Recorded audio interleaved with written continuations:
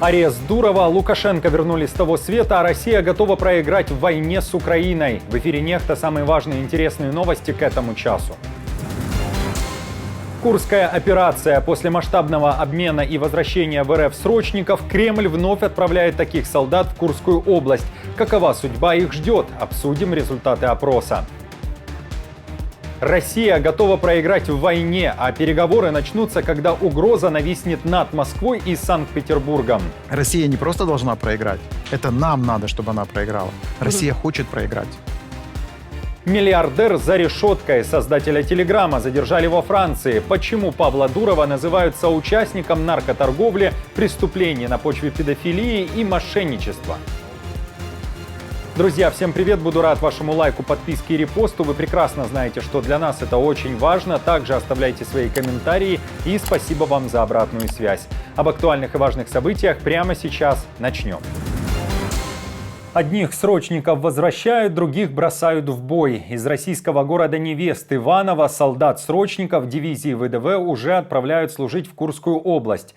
Путь в зону наступления ВСУ очень быстрый. Из одной части срочников перебрасывают в другую, потом полигон для боевого слаживания и далее в приграничную зону. Об этом пишут «Осторожно новости» со ссылкой на родителей таких срочников.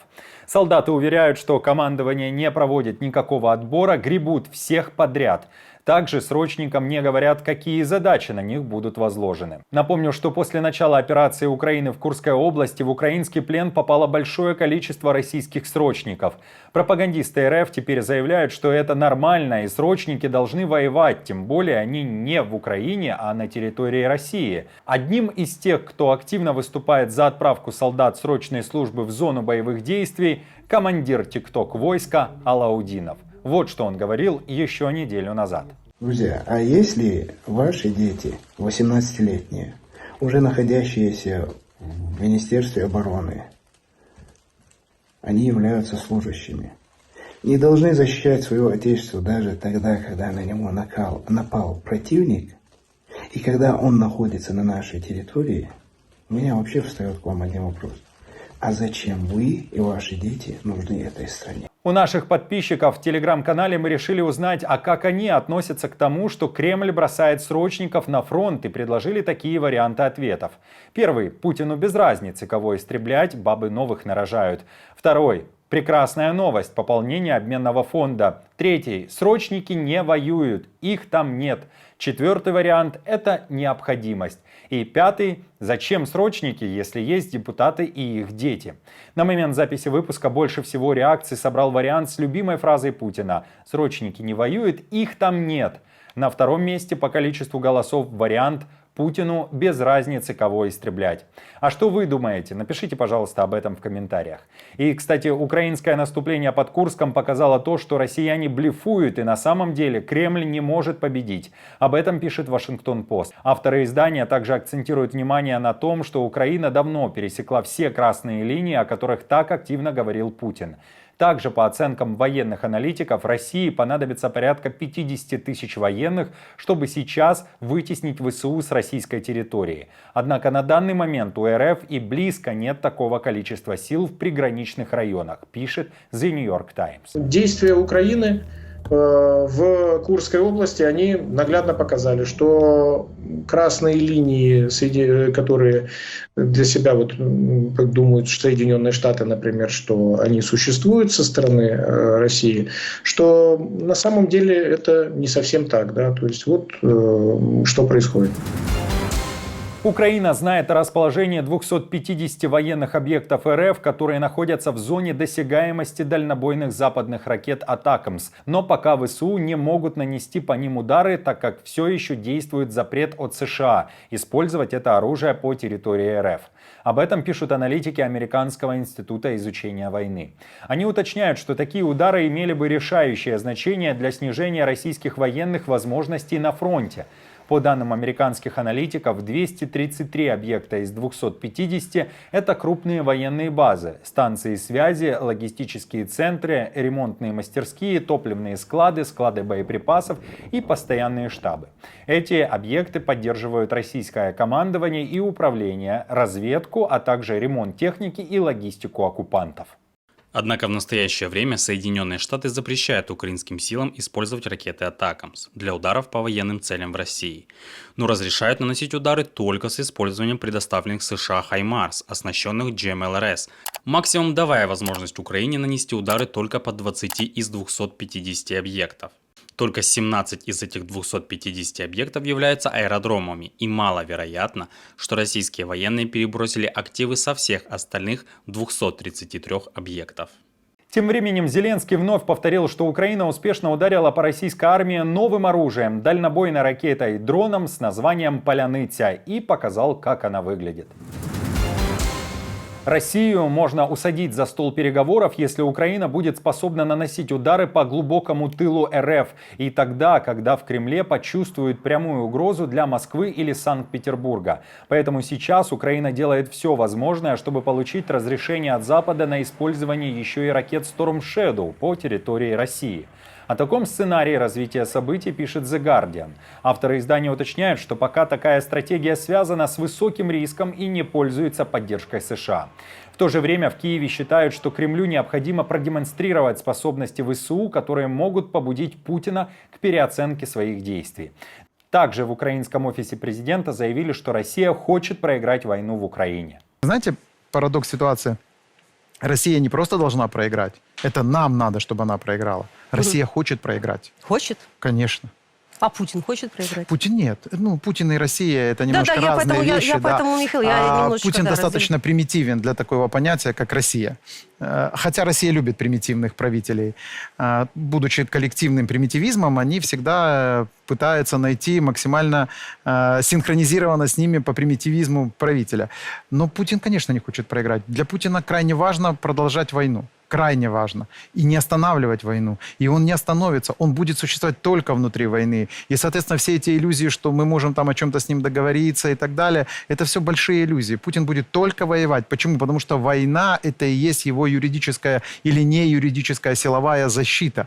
Потому что как только война заканчивается, все равно начинаются и внутренние, и внешние вопросы к Путину, и они приведут его либо на скамью подсудимых, либо на другие скамьи. Но это уже там местный народ будет решать. Наша команда существует благодаря вам. Поддержите ее, чтобы мы могли продолжать нашу работу. Россия требует от Франции допустить своего консула к Павлу Дурову и обеспечить ему защиту. По сообщениям французской прессы, создатель Telegram находится под стражей и ему грозит 20 лет тюрьмы. Дурова задержали накануне вечером в аэропорту Ле-Бурже. Туда он прилетел на частном самолете из Азербайджана. По данным опять же, французских СМИ, Дурова подозревают по целому ряду статей, связанных с терроризмом, продажей наркотиков, мошенничеством и педофилией, из-за того, что Telegram отказывается модерировать контент. Арест Дурова вызвал огромный резонанс как в РФ, так и на Западе. Первыми кинулись комментировать задержание основателя Телеграма в России. В частности, с сарказмом писали о свободе слова и о европейских ценностях.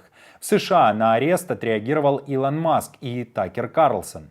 Первый написал о том, что в Европе казнят за то, что вы лайкнули мем, а второй считает, что на свободный мир стремительно опускается тьма.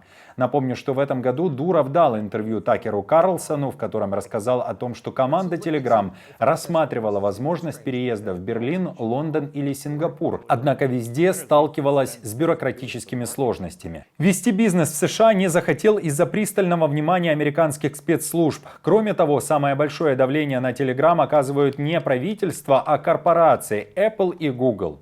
В последние годы Дуров жил и работал в Объединенных Арабских Эмиратах. Случайно узнал, да, недавно. Мне нечего добавить, я не в курсе.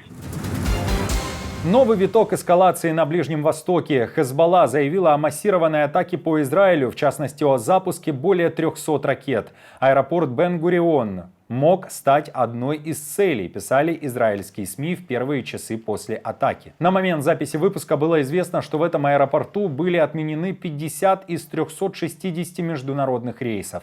Кроме того, Хезболла заявила, что наносила удары по 11 военным базам Цахал на севере страны.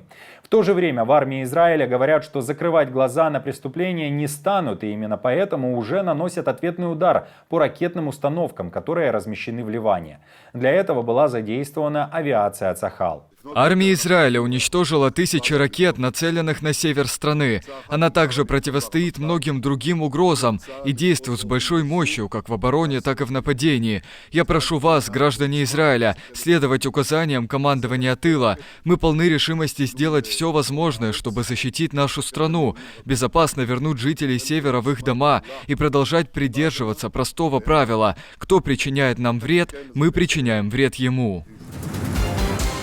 Лукашенко едва не умер после военного парада. О непростом состоянии здоровья диктатора в интервью «Нехта» рассказали белорусские политики, а также сотрудник службы безопасности президента. В финальной части трилогии «Лукашенко. 30 лет на грани», которая запрещена к просмотру в Беларуси, говорится о том, что сейчас Лукашенко постоянно сопровождают высококвалифицированные медики. Окружение самопровозглашенного боится его смерти, так как осознает все риски для себя после падения режима. Реаниматолог, который мне сообщил эту информацию, который присутствовал там и видел его лежащим без сознания, он сказал, что он продержится год. Это в прошлом году после парада. Потом, правда, я у него спрашивал, он говорит, не знаю, я ошибался, но в том, в каком состоянии он находился, мне казалось, что это больше не жилец, что это просто овощ. Их собрали лучших врачей в Москве, причем им звонили, он сам говорил, люди не просто так, и говорили, что если Лукашенко будет трындец, там посильнее было высказывание, то и нам будет трындец, и вам будет трындец. Поэтому, реаниматологи не просто там врачи с доктора наук там и с различными титулами и прочее, а именно те, которые на ежедневной основе достают людей с того света. Именно таких собрали. Именно такая команда работала. Всей серии Лукашенко «30 лет на грани» вы можете найти на нашем втором YouTube-канале «Нехта» или по ссылке в описании. Кроме того, напомню, что 25 августа является важной датой в истории Беларуси.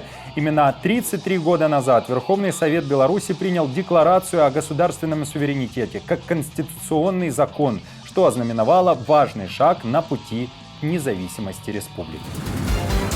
Друзья, спасибо вам за поддержку, вы наша опора, и напомню, что ваша помощь и участие помогает нам делать работу и видеться с вами каждый день. Постоянных донаторов и их комментарии вы видите сейчас на экране, мы благодарны за эту поддержку. Если же вы хотите присоединиться к их числу, то нажимайте на кнопку «Спасибо» под нашим роликом или становитесь постоянным спонсором нашего канала. Мы с командой продолжаем следить за самыми важными новостями, оперативную информацию от Нехта ищите в телеграм-каналах или на платформе X. Спасибо вам за доверие и то, что остаетесь с нами. До новых встреч и хороших вам новостей.